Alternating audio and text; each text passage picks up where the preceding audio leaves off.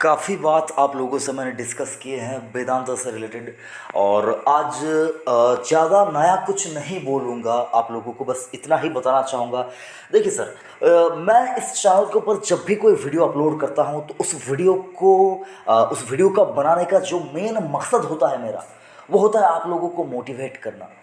जी दोस्तों, stock market में लोग आते हैं, 2-3 दिन उनको अच्छा लगता है, और जब स्टॉक गिरने लगता है, मतलब कोई स्टॉक आपने 100 रुपये पर लिया, वो 110 हो गया, आपको अच्छा लगेगा। लेकिन जब वही स्टॉक धीरे धीरे, आपको पता भी नहीं चलेगा, अब धीरे धीरे मतलब 1 रुपया 2 रुपया ऐसा करते करते कब वो स्टॉक 70 पे आ जाएगा, आपको पता ही नहीं चलेगा।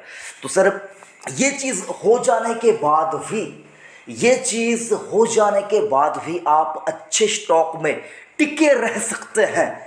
ये चीज़ मैं आपको यहाँ पर हर वक्त बताने की कोशिश करता हूँ सर, क्योंकि सर मार्केट में आपने आकर स्टॉक खरीद लिया, उससे कोई कुछ काम नहीं होता सर। स्टॉक आपने खरीदा, क्या स्टॉक खरीदा कोई नहीं देखेगा सर, जब तक आप प्रॉफिट नहीं बनाएंगे।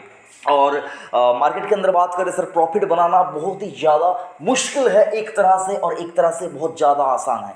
सबसे पहले आपको करना होता है कि अच्छे स्टॉक का सिलेक्शन करना। वेदांता जैसे स्टॉक का अगर आपने सिलेक्शन किया है, डेफिनेटली वेदांता एक बहुत ही अच्छी बेहतरीन कंपनी है। मैंने इसके स्टॉक प्राइस को 60 रुपये पे भी देखा है, और मैंने इसके स्टॉक प्राइस को 335 के ऊपर भी देखा है सर। लाइव ट्रेडिंग के अंदर मैं बात कर रहा हूँ सर, ठीक है। तो अगर आप यहाँ पर जिसने 60 रुपया 70 रुपये के आसपास जिसने एंट्री किया था सर, यकीन मानिए उसने कितना यहाँ पर पेशेंस रखा अपने आप के ऊपर। मतलब एक वक्त आएगा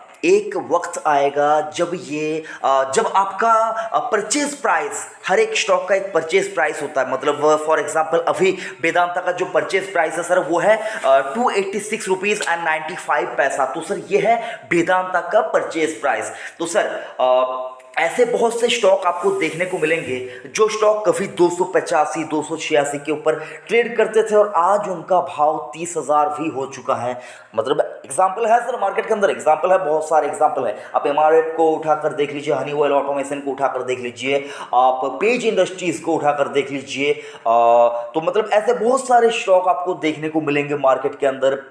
तो जो जिनका परचेज प्राइस, मतलब सर आपने 100 शेयर खरीदा है, 28,000 में आपने 100 शेयर खरीदा है सर, और स्टॉक का प्राइस ही यहाँ पर देखिए 28,000 हो चुका है सर, ठीक है। और उसके बाद अगर आप देखेंगे, स्टॉक अगर 286 रुपया एक दिन में गिरता है, मतलब आपका परचेज प्राइस ही एक दिन में गिरता है, तब भी आपको कोई फर्क नहीं पड़ता है। क्यों जानता है? क्योंकि आपका पैसा इतना ग्रो कर चुका है कि एक दिन का गिरावट 28,000 भी हो जाए तो कोई फर्क नहीं पड़ता। ये उसी प्रकार की एक थ्योरी है सर।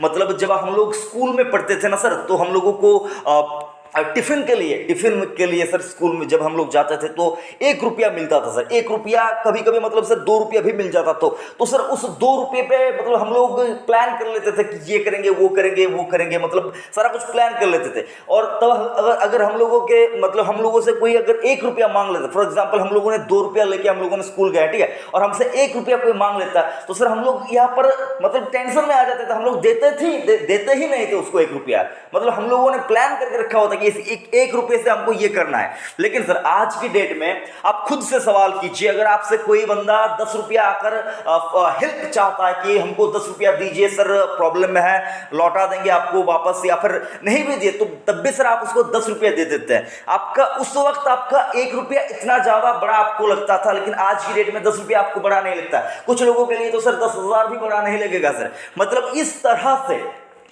से ये क्यों होता है जानता है सर? ये होता है सर समय देने से ही। मतलब आपका जो कैपेसिटी है वो धीरे धीरे ग्रो करता है सर। स्टॉक मार्केट में भी वही थ्योरी काम में आता है सर। आपका जो पैसा है सर, वो पैसा धीरे धीरे कंपाउंड होता जाता है अगर आपने अच्छे स्टॉक में निवेश किया है तो ही।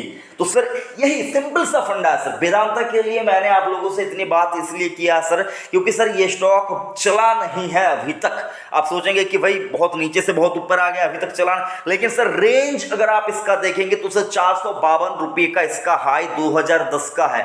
अभी तक इसको ही इसने बीट नहीं किया है सर। और क्वालिटी वाइज देखेंगे तो सर ये किसी भी एंगल से, किसी भी पैरामीटर से JSW steel, Tata steel, Hindalco से कम नहीं है। कम नहीं। अगर आप इसका आंकलन या मार्गदर्शन अगर आप ऐसे देखेंगे कि वेदांता ये तो मतलब टाटा स्टील से छोटी कंपनी है, ग्रुप छोटी है, लेकिन सर ये आपका जो मिथ है ये गलत पड़ जाएगा सर, क्योंकि ये स्टॉक के अंदर भी उतना ज्यादा दमखम है। अगर आप मेरे से पूछेंगे तो इसमें ज्यादा दमखम है, टाटा स्टील से भी ज्यादा दमखम है ऊपर जाने का, लेकिन ये बढ़ नहीं रहा है इसलिए क्योंकि इसके अंदर सिर्फ और सिर्फ स्टील नहीं सर, इसके अंदर सिर्फ और सिर्फ आयरन ओर नहीं सर, इसके अंदर सिर्फ और सिर्फ सिल्वर नहीं सर, इसके अंदर सिर्फ और सिर्फ जिंक नहीं सर, इसके अंदर सिर्फ और सिर्फ एल्यूमिनियम नहीं सर, इसके अंदर सिर्फ और सिर्फ अगर आप देखेंगे ऑयल और गैस भी नहीं है सर, इसके अंदर बहुत कुछ है।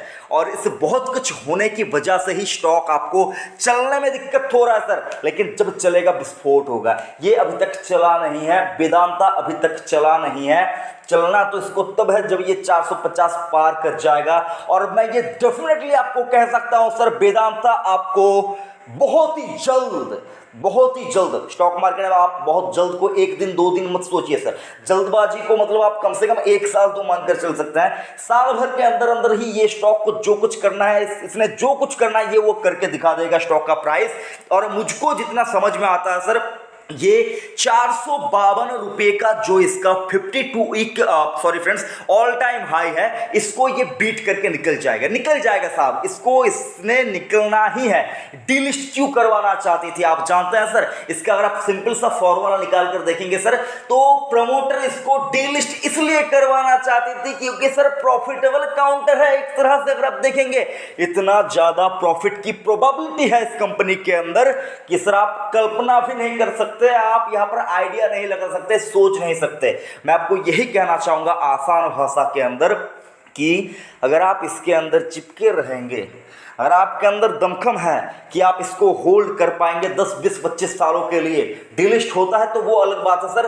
अभी पिछली बार जब इस डिलिस्ट करवाने के बारे में सोचा था तो सर 325 रुपए का LIC का भाव था, बिडिंग प्राइस 325 का था, उसको भी इसने छू लिया सर। अगली बार क्या आपको लगता है 325 पे इसको LIC या फिर जो बड़े निवेशक है या फिर हम और आप जैसे लोग दे देंगे? जो देंगे कमेंट कीजिए, कमेंट बॉक्स आप लोगों के लिए ही खुला है। लेकिन सर जो लोग नहीं देंगे और जितने पे बेचना इसको पसंद करेंगे, प्राइस बताइए। मैं प्राइस जानना चाहता हूं, आपका सेलिंग प्राइस क्या है, आप किस भाव के ऊपर वेदांता के स्टॉक को बेचना पसंद करेंगे, मैं जानना चाहता हूं, बहुत ज्यादा उत्सुक हूं सर, मुझको प्लीज बताइए।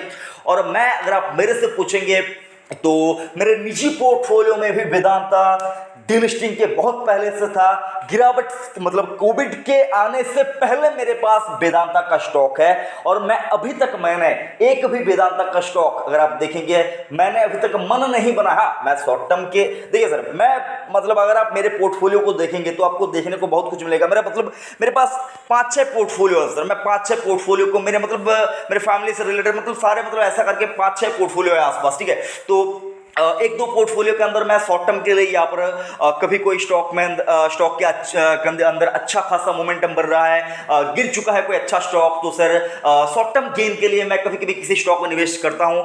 और वेदांता की बात करें मेरे लॉन्ग टर्म पोर्टफोलियो के अंदर ही और मेरे मीडियम टर्म पोर्टफोलियो के अंदर भी वेदांता का स्टॉक है। तो मैं आपको कहना यही चाहूंगा, हिम्मत है होल्ड कीजिए। मैं बार बार आपको एक ही वर्ड बताता हूं, एक ही सेंटेंस आपको बताता हूं कि हिम्मत। स्टॉक मार्केट में कोई चीज आपको पैसा बनाकर नहीं देगी साहब, एक ही चीज हिम्मत। अच्छे अच्छों के पैर यहां पर लड़खड़ा जाता है सर जब एक दिन बाजार किसी दिन किसी स्टॉक में 7, 5 या 10% के आसपास की गिरावट होती है, तो यकीन मानिए सर उन लोगों का क्या होगा जिन्होंने अपने स्टॉक के अंदर अपने पोर्टफोलियो के अंदर 20, 30, 25, कुछ लोग तो 50% भी अभी तक नेगेटिव में है। तो सर क्या आपको लगता है 450 पे किसी ने लेके नहीं रखा होगा? किसी ने नहीं लेके रखा होगा, बहुतों ने लिया है सर, और वो होल्ड कर रहे हैं। अब मतलब अपने लिमिट के अंदर वो एवरेजिंग भी कर रहे हैं सर। तो ऐसे नहीं सर कि कंपनी खराब है, बहुत कुछ है सर इस कंपनी के अंदर, लेने लायक, देखने लायक, समझने लायक बहुत कुछ है।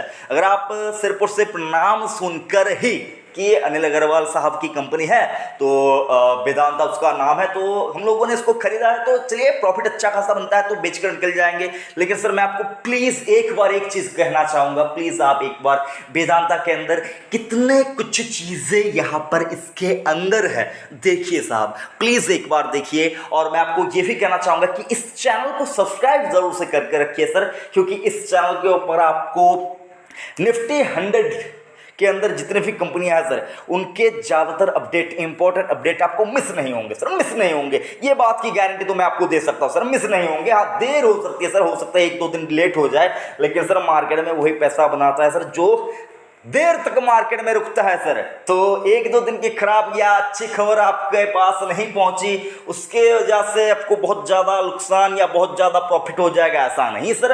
हमको पैसा बनाना है, लॉन्ग टर्म में बनाना है, और लोगों ने बहुत आना है सर। अगर आप देखेंगे 4-5 करोड़ लोग ही इंडिया के अंदर स्टॉक मार्केट में आए हुए हैं अभी सर। देखें तो 130 करोड़ लोगों ने और आना है। कितना ज़्यादा मार्केट बढ़ सकता है समझ सकते हैं सर, हम लोग अंदाज़ नहीं लगा सकते। तो आशा करता हूँ आपको बहुत ज़्यादा मोटिवेशन वेदांता से रिलेटेड मिला होगा।